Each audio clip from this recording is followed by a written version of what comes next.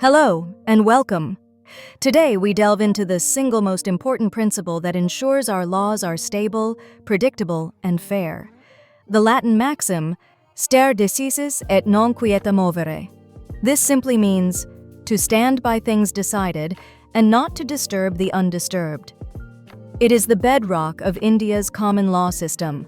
Without it, every new judge could change the law, leading to legal chaos and public distrust. But how exactly does this maxim operate, and when can a settled law actually be disturbed? The highest and most enduring application of stare decisis is found in constitutional law, where it acts as a shield against political change. The monumental case here is Kesavananda Bharati v. State of Kerala, 1973. This was one of the longest hearings in Supreme Court history, with a 13-judge bench.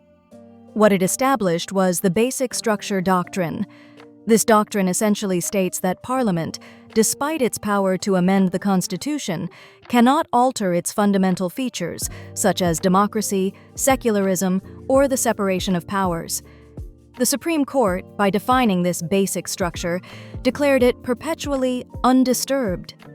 This is the ultimate expression of stare decisis, a judicial decision so fundamental that it limits even the sovereign power of the legislature. It ensures that the basic fabric of our nation remains constant, providing an unshakable anchor for our legal system.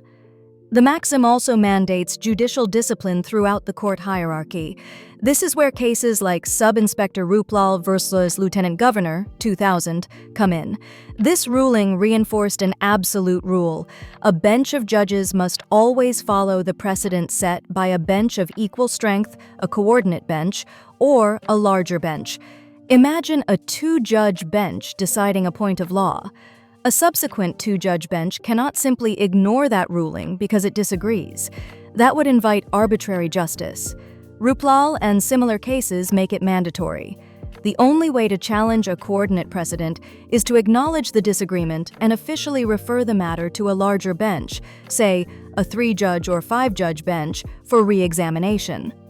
This mechanism rigorously enforces the command to stand by decided matters at every level of the judiciary. Despite its importance, stare decisis is not an iron cage. The goal of the courts remains justice, and sometimes a past decision is so fundamentally flawed, unworkable, or unjust that it simply must be corrected. This is the moment the courts choose to disturb the undisturbed. The key case illustrating this power is Bengal Immunity Co Ltd v. State of Bihar, 1955.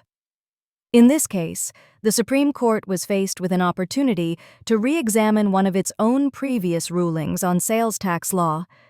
The court acknowledged the value of stability, but asserted that the highest court cannot be perpetually bound by a decision it believes to be manifestly wrong or unconstitutional. However, the power to overrule is wielded with great restraint. The Supreme Court laid down that an existing, settled precedent can only be overturned by a larger number of judges than those who issued the original ruling.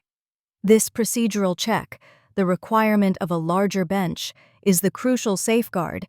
It ensures that stability is only sacrificed for a compelling reason, and only after the most extensive judicial deliberation possible. Ultimately, stare decisis et non quieta movere in India is a dynamic balance. It demands that we stand by the law to preserve certainty, while simultaneously empowering larger benches to correct past errors to achieve absolute justice. It's this balance that keeps the Indian judiciary both predictable and principled. For more legal maxims and law-related news, follow KanoonPlus. And if you liked the video, hype it!